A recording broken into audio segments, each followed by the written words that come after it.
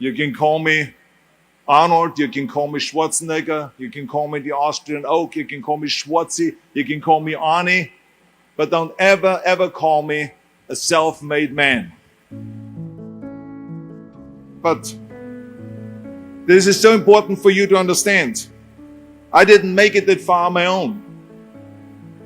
I mean, to accept that credit or that mantle would discount every single person that has helped me to get here today, that gave me advice, that made an effort, that gave me the time, that lifted me up when I fell.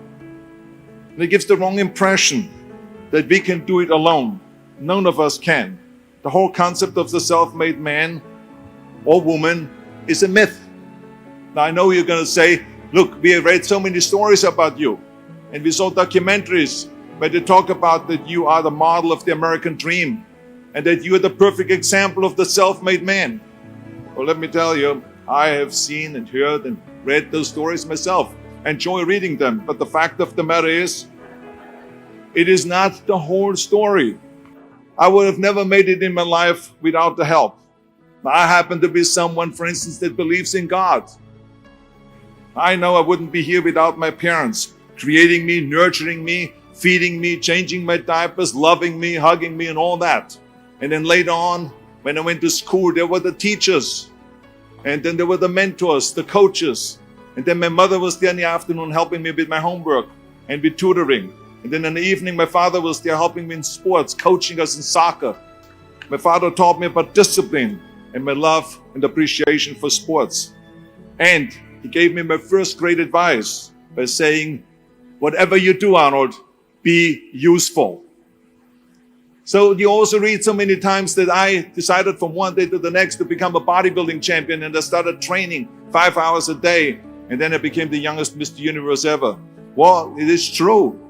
But the fact of the matter is, it's not the whole story, because if I wouldn't have met a lifeguard at the lake where I grew up, and some bodybuilders that introduced me to weight training, and they taught me the first chin-up on a branch of a tree by that lake, and that eventually introduced me also to a weightlifting club locally, where the coaches taught me about powerlifting and weightlifting and bodybuilding.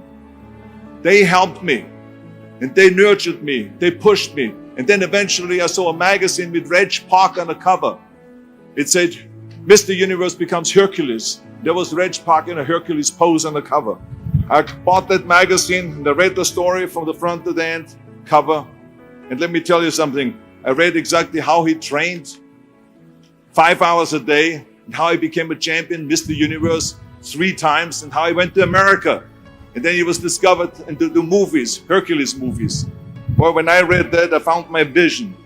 And let me tell you, the most important thing in life is to have vision, to know exactly where you're going. I found my vision. And that magazine, Reg Park, gave me my blueprint for my life. And 5 years later, after training 5 hours a day, just like him, and doing his exercises, I became, through his help and his inspiration, the youngest Mr. Universe ever. And this is what made then Joe Weider invite me to America, to give me the opportunity to train in Gold's Gym and to go and get me a little apartment. I came over here with absolutely nothing. It was his help.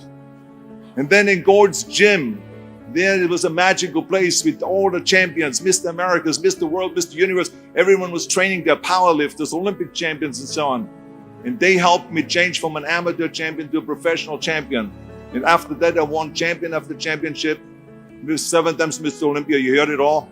And became the greatest bodybuilder of all times, according to the Bodybuilding magazine in 1975. Now, this is just with all of the help. I would not have made any of that by myself. So this is why I don't believe in a self-made man. And even when it comes to show business, it was the same thing. I mean, you read the stories that Schwarzenegger decided from one day to the next to retire from bodybuilding and to go and become an actor.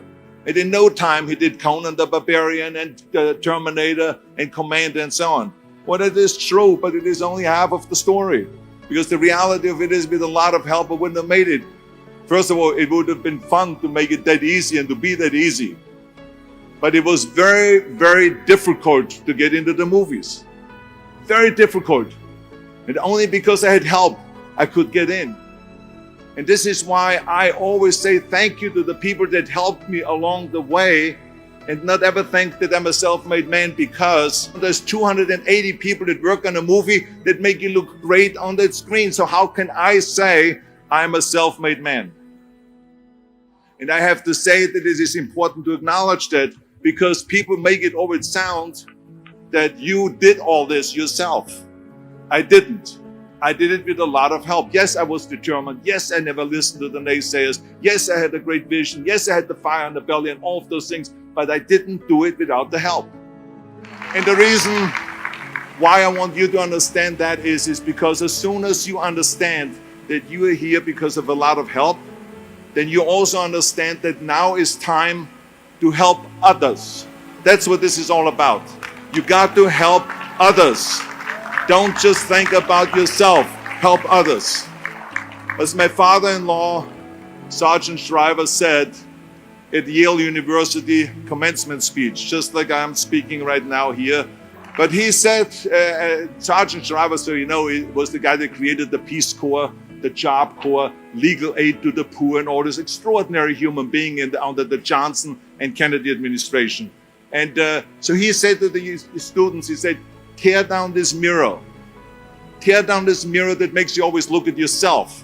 And you will be able to look beyond this mirror and see the millions of people that need your help.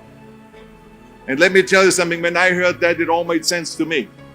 That we have to go out and help. And this is why I got involved in Special Olympics, to be the international coach of Special Olympics, and then eventually became the chairman of the President's Council on Physical Fitness in Sports.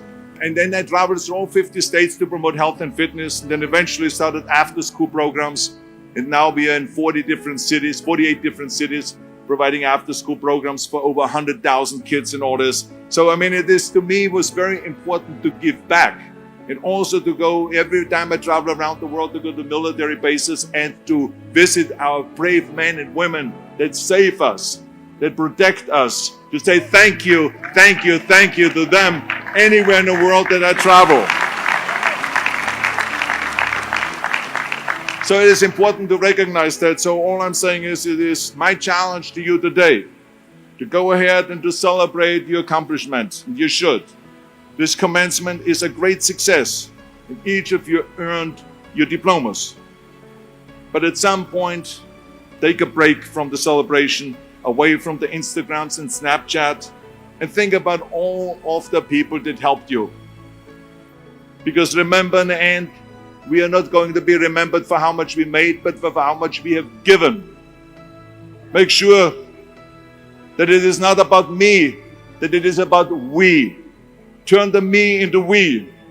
And I guarantee you that you can change the world. Thank you very much, all of you Cougars. Thank you.